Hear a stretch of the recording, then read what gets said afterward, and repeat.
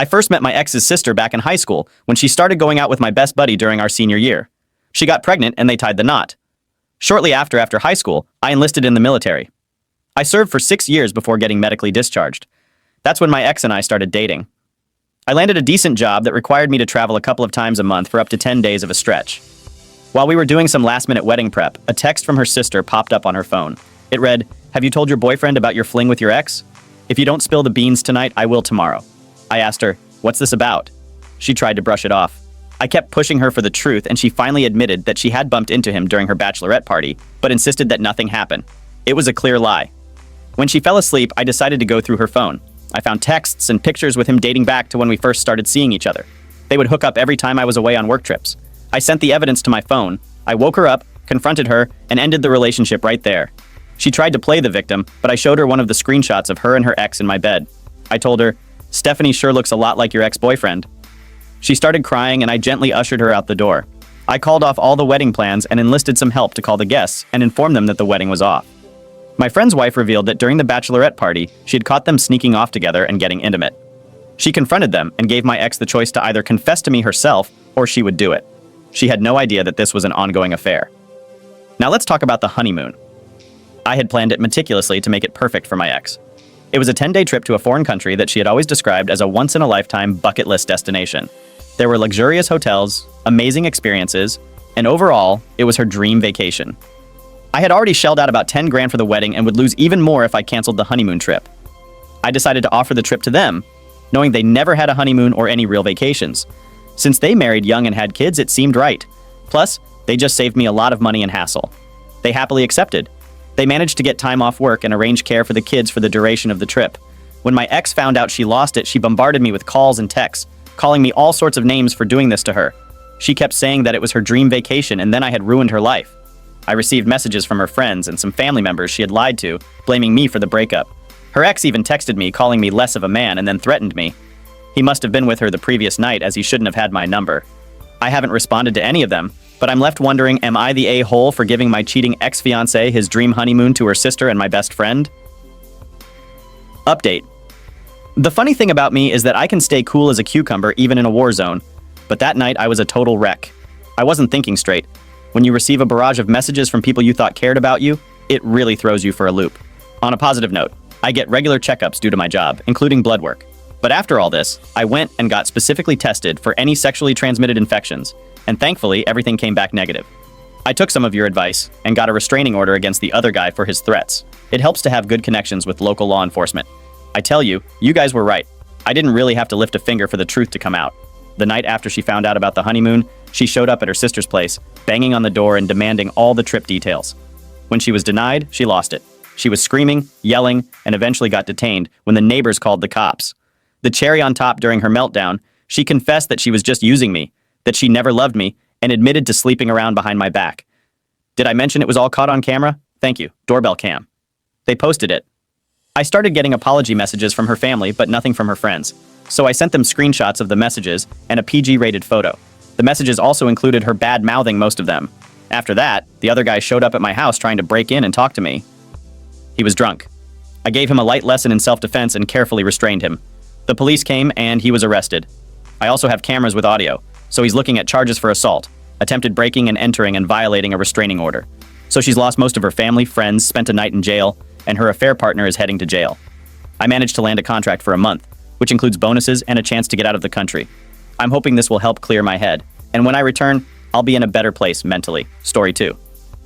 As for my friend and his wife, they left today, Monday, for the trip. I managed to get some of the more personal details of the trip changed to their names. I also arranged for the hotel to place a cheap camera and a note saying, "Remember to make lasting memory and document the journey." Second story. All right, folks, gather around for a story that's about to be as scandalous as a sizzling beef patty on a hot skillet. Now, let me start by saying that I'm usually a laid-back kind of guy. Always have been. But my ex-wife, she had a different perspective on our marriage. She seemed to treat it more like a lucid question rather than a true commitment. Quite a character, I tell you. It all began when I discovered that my dear spouse was having an affair with a fellow member from our fancy country club. Can you believe it? Our own damn country club, where we spent countless Sundays playing golf and enduring those never-ending brunches. And guess who it was?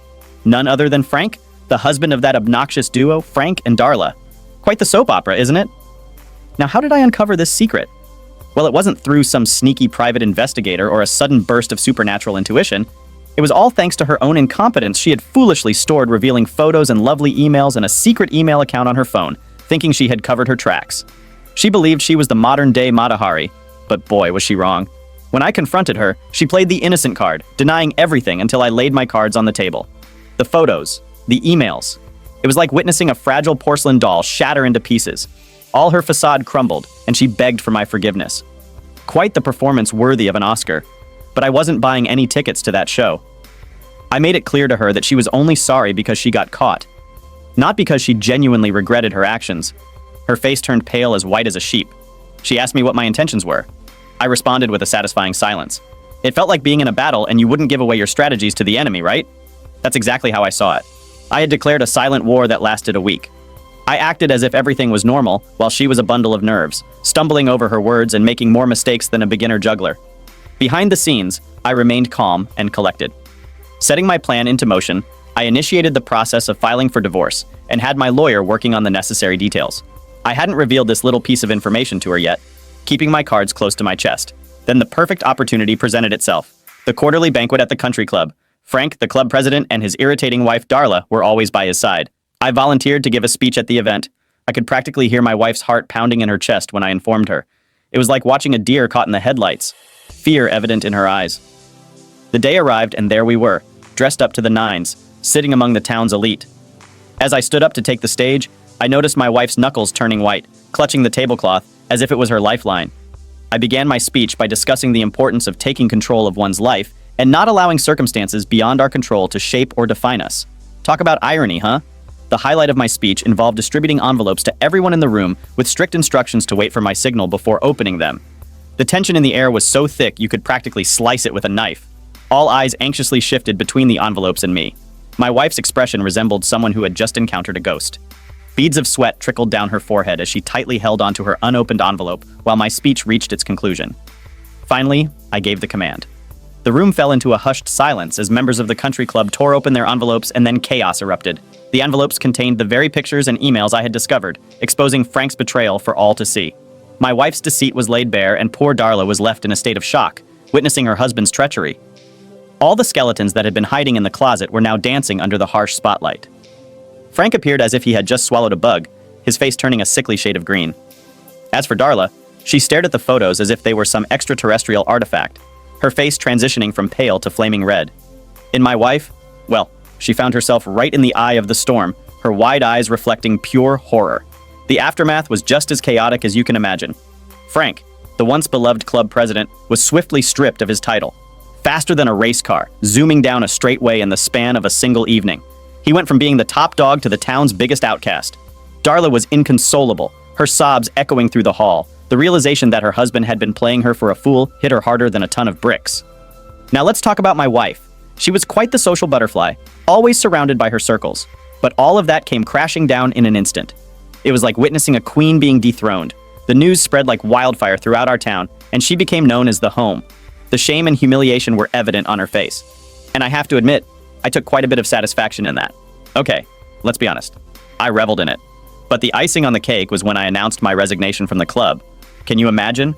Not only did they lose their president, but they were also losing a long-standing member like myself. The room fell into a heavy silence.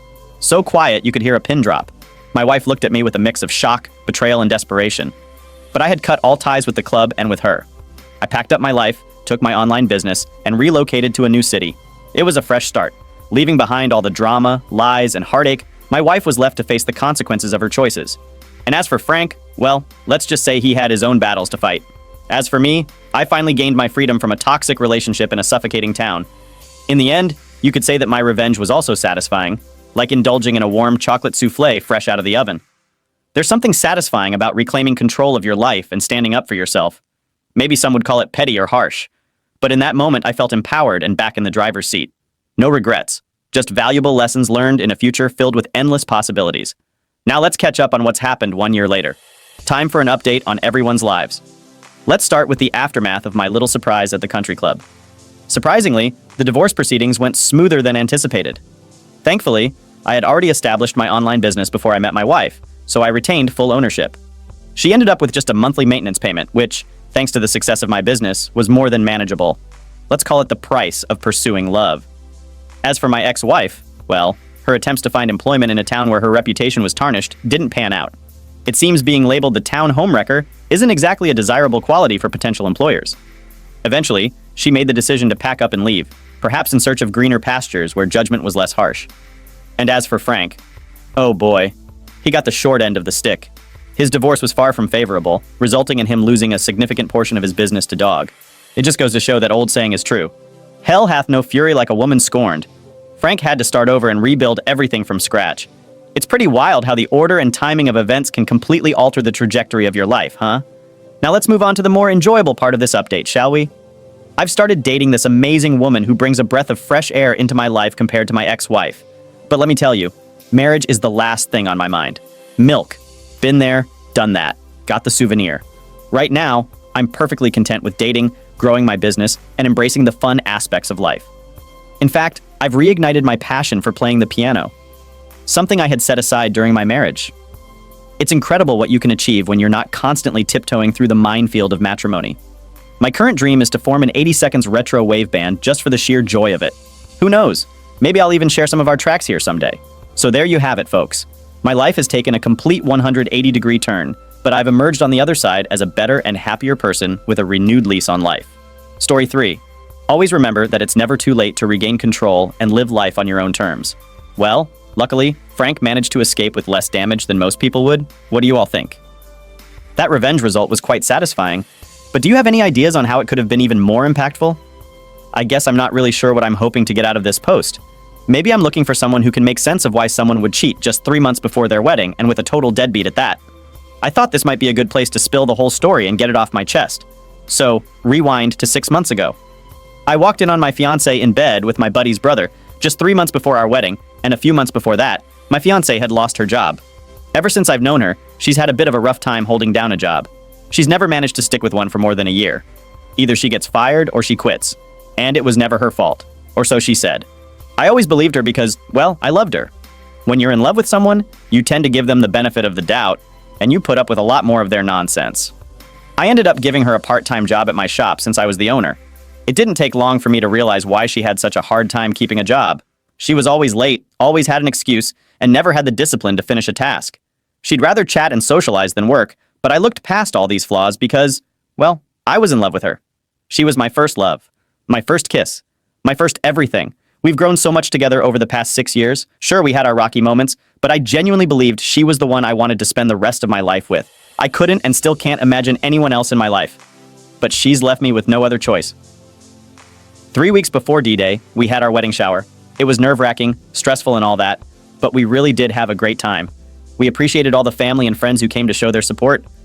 It was our first event leading up to our May wedding, and it made everything feel much more real. During that time, we were often visiting the house of my best friend, whose younger brother had recently moved in with him. My fiancé struck up a friendship with him. This 21-year-old, let's call him Brendan now. Brandon is my best friend's younger brother, so even though some folks might raise an eyebrow at their partner being pals with someone of the opposite sex, I didn't think much of it.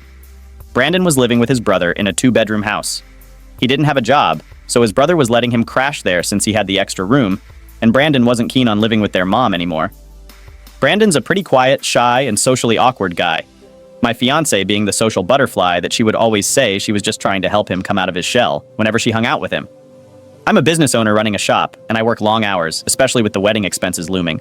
Most of the guests coming to the wedding are from my fiancé's side. The only income my fiancé has is what I pay her for, her part-time work with me. So I'm footing the bill for 100% of the wedding expenses. All my fiancé was responsible for was the planning. My best friend is also in the same business as me, albeit on a smaller scale, and we sometimes share or borrow equipment from each other a few months before our wedding. My fiancé started taking some hours off work. Her go-to excuse was always that she was planning something for our wedding. She'd use any excuse she could, and our wedding was no different. I knew that was a load of baloney, but I usually let it slide and ignored her because I didn't need her help most of the time until it became a habit. One day I needed to grab something from my friend's house. He'd borrowed one of my tools and left it in his garage. He was swamped with work, and since I needed it as a peek, I decided to swing by and pick it up myself. He told me that Brandon was home, but he might be sleeping because he's jobless, so he didn't want me knocking on his door all day. So he gave me his keys to let myself in and grab what I needed from his garage. I closed my shop before I left, because I didn't have anyone to watch my store. My fiancé made her usual excuse that she was going to meet the planner for our wedding. It was supposed to be a quick drive to my friend's house. His garage door wasn't working, so I had to go through his front door, then through his corridor to access his garage. As I was walking towards the garage, that's when I heard moaning. It was clearly the sound of a woman. I smiled because I thought Brandon had scored. I didn't think he was capable of pulling a woman because he was so quiet and shy. Never in my wildest dreams did I expect the woman to be my fiancé. I moved through the garage as quietly as possible to not make any disturbance after I grabbed what I needed. I headed back to the front door to exit the house, but stopped halfway when I recognized the sound of my fiancé. Immediately, it all added up in my head. I placed the tool on the corridor and slowly tiptoed closer to the room where the sound was coming from. The room wasn't far from the corridor, so after a few steps, I was right at the front door. Another clue that confirmed it was my fiancée was her shoes at the front of the door. Now I was certain it was her, and I was close enough to recognize that my fiancé was the woman moaning. I twisted the doorknob to open it, but it was locked. I had to force my way in and broke the lock. As soon as I forced myself in, I saw my fiancé trying to cover herself behind Brant. Brandon was holding a clothes hanger to protect themselves. It's kind of funny looking back, but it wasn't funny to me at the time. When they realized the person who just barged in was me, my fiancé stepped out from behind him and started apologizing. At first she said it was a drunken mistake. It had never happened before. She knew she messed up and so on. I asked her if this is what she's been doing when she leaves the shop. Is this her idea of wedding planning? I asked her how long this had been going on and she lied, saying it was the first time I wanted to give Brandon a piece of my mind. But the kid is so weak and fragile that it's hard to believe he made a move on my fiancé. I figured she was the one who initiated it. I remember feeling a deep pain, realizing that for the past few months, I'd worked so hard to make enough money to pay for the wedding. And here she was messing around with another guy. Nothing hurts more than finding out that all my efforts have been in vain. We were arguing in Brandon's room when he slipped away. I realized that having a conversation with her was pointless because she was lying through her teeth, even though she'd been caught red-handed. The more she lied, the angrier I became. And it started affecting me physically. My knees were shaky, and they felt like they would buckle.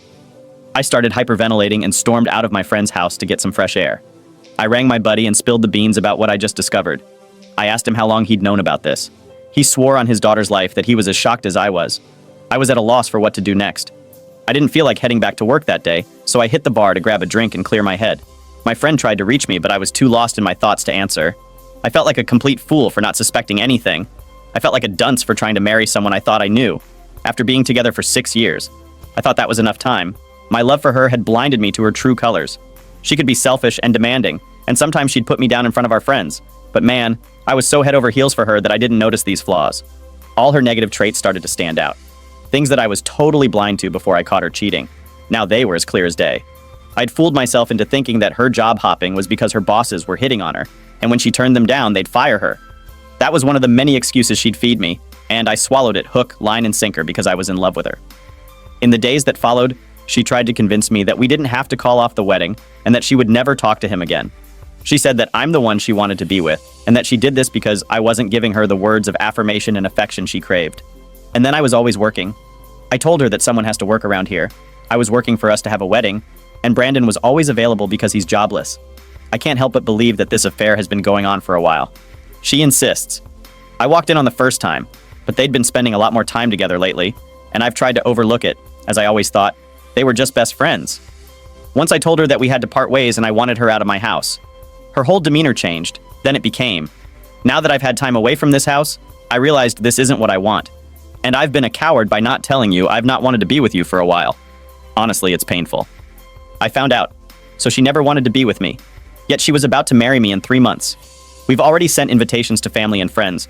Clearly, she was with me for what I could provide for her. She seemed to regret it at first, but that regret and guilt that she felt the first day has completely seemed to dwindle away because it became clear to her that we are no longer going to get married and that I was going to kick her out of my house. She tried to rile me up by saying that she was going to move in with Brandon, who's unemployed, shy, and can't even hold down a job, is mooching off his brother, and she's planning to move in with him. Brandon is living off his older brother, and they're both going to leech off him. I told her that she didn't think her affair through. I had a hunch that my best friend wouldn't risk our friendship by letting her stay while she was packing her things to leave my house. I reminded her that she was fired. She retorted by saying that my business sucks and spouting all sorts of nasty things about my business. The same business that has been feeding her for the past month. Fast forward 3 weeks later. She's moved the last of her things out of my house and taken 2 of our 4 dogs with her. My house was a wreck as she took all of our living room furniture, our bedroom, TV, dining room table, etc. A grant. She paid for some of it prior to us moving in together, and some was given to us by her godmother. However, she is taking every possible thing that she's justified in taking. She admitted to me that she and Brandon had serious feelings for each other. They continued to be intimate since I caught them the first time, and they continued to see each other for a few weeks after. After she moved out, she seems to show no remorse for what she did, and seems acting happier. Living in this fun little fling with this guy who has no job, no education, and lives with his brother. Fast forward a bit and their cash flow started drying up and they both couldn't land jobs. I had given her everything she could possibly need. I cared for her, even stepping into a parent-like role, which I think slowly eroded our love and affection. But the love I had for her is now a sad story. Best left in the past. She's diagnosed with severe bipolar disorder and struggles a lot with depression and anxiety. I've done my best to help her with her mental health over the past 6 years, but I think it's taken a toll on my own mental state. But that was just one of the sacrifices I made because I was so head over heels in love with her for weeks after we split. She tried to move in with Brenda, but my best mate wasn't having it. When Brandon started sneaking her in behind my best mate's back, he booted both of them out, and Brandon ended up moving back in with his mom. It took about 2 months for the rose-colored glasses to come off, and then she realized she'd made a mistake. She called me and apologized, but I felt like my trust had been shattered, and I needed time to sort through my feelings. I think she only felt regret because she had to move back in with her parents and start job hunting. I was crushed when I caught her cheating, and the wedding cancellation hit her heart because most of the invites were sent to her family members. She tried to spin lies about why we broke up, even claiming we were both cheating on each other. But I sent a Facebook message to all her friends and relatives that I knew, telling them the truth. I took a financial hit because I'd already put down payments on some of the wedding expenses. Over the past few months, I've been focusing on myself, hanging out with friends and family, and starting to piece my life back together. I thought about my ex-fiancé a lot. I knew I couldn't just erase what had happened about 2 months ago. She reached out to me out of the blue. She apologized again for what she had done and confessed that she had made a massive mistake. She said that she still had feelings for me and wanted to try to mend things. She told me that she and Brandon were no longer a thing. She suggested that we should take it slow and rebuild trust, promising that this time things would be different and she would do whatever it took to repair our relationship. I told her that I've moved on and there's no one doing the betrayal she put me through. Started seeing someone else. For more stories, please subscribe and don't forget to hit the notification bell. Thanks.